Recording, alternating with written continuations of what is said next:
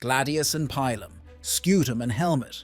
There is a lot of talk and debate about these weapons of Roman soldiers, and somehow they forget that the Roman legions owe half of their success to quite peaceful tools, a shovel and a pickaxe.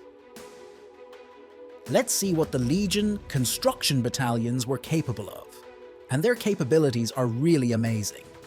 About the camp, everything is clear. Every 30 kilometers of march, the army made a standard stop, even if it was on its own or friendly land. A fortified camp was set up in an hour. Of course, on the often used paths, there were already marked places. It was only necessary to deepen the moat a little and put new stakes. But other works are impressive in their scale and speed of erection.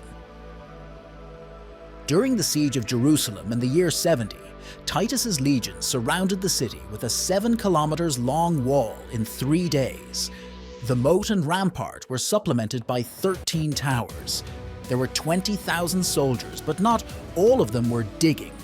Usually a significant part was in the battle guard.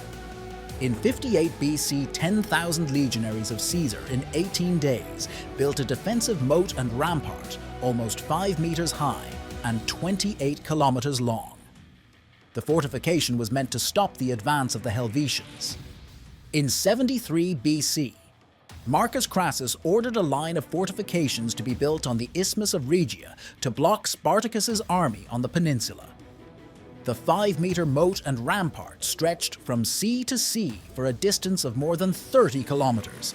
They were built in just a week. There are other examples, such as Caesar's siege of Alesia. There in general built 2 lines, the inner and outer.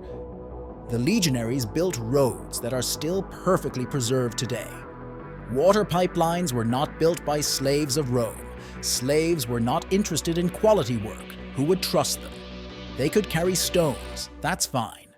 Legionaries built a lot of other things: temples, amphitheaters, water tanks.